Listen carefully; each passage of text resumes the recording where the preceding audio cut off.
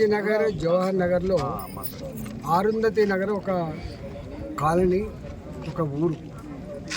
1998లో 1998లో కుటుంబ నియంత్రణ చేసుకున్న వాళ్ళకు, దళిత కుటుంబాలకు ఇక్కడ 60 గజాల చొప్పున 80 గజాల చొప్పున పట్టాలు ఇవ్వడమే కాకుండా ఇందిరా ఆవాస్ యోజన కింద ఇక్కడ ఇల్లు కూడా వాళ్ళు కట్టుకొని నివసిస్తున్నారు.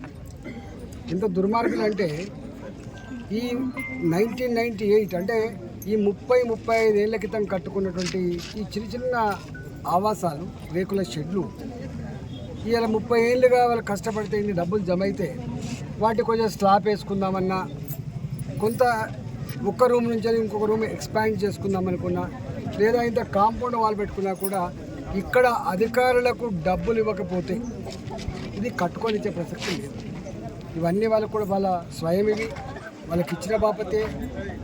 మధ్య కాలంలో కేసీఆర్ కూడా జీవో నెంబర్ 58, 59 కింద కూడా కొంతమంది రిలీజ్ చేయడం జరిగింది. ఇవాళ అకారణంగా వచ్చి రెవెన్యూ అధికారులు, ఇక్కడున్న ఆర్ఐ కానీ, ఇక్కడున్న ఎంఆర్ఓ కానీ, ఇక్కడ కాపురా ఎంఆర్ఓ గారు, ఇటు కీసర ఎంఆర్ఓ గారు జలగల్లాగా ఆ పేద ప్రజలు 300 రూపాయలు 400 రూపాయలు కూలీ చేసుకొని సంపాదించుకున్న పైసలు ఇవాళ 50,000 రూపాయలు, 1,00,000 రూపాయలు ఇస్తే తప్ప ఇవి మీరు ఇంకో రూమ్ ఎక్స్పాండ్ చేసుకోలేరు, మీరు పాత దిప్పి కొత్తది కట్టుకోలేరని చెప్పి ఇవాళ బ్రోకర్లను పెట్టుకొని పని చేస్తూ ఉన్నారు. ఇవాళ గింత అంటే అడక తినేదానికంటే ఎక్కువైపోయింది. కూలి పని చేసుకుంటోళ్ళు, కూరగాయలు అమ్ముకుంటోళ్ళు, పళ్ళు అమ్ముకుంటోళ్ళు, రోజువారీగా కూలి చేసుకుంటోళ్ళ దగ్గర తీసుకుంటున్నారంటే ఎంత నీచానికి ఒడిగడుతుందో ఇక దీన్ని బట్టి అర్థమవుతుంది.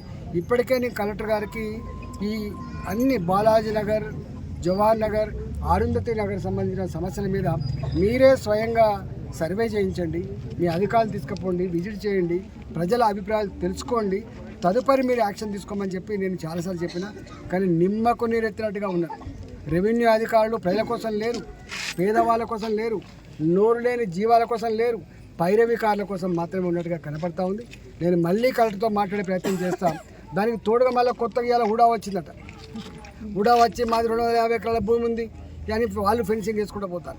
అంటే ఇండ్లు కట్టుకొని ఇవాళ కరెంటు మీటర్లు ఉన్న వాటిని కూడా కూలగొట్టే ప్రయత్నం చేస్తున్నారు. డబ్బులు ఇస్తేనేమో 2 సార్లు 3 సార్లు డబ్బులు ఇస్తేనేమో ఉంటానే, లేకపోతే కూలగొట్టే ప్రయత్నం చేస్తున్నారు.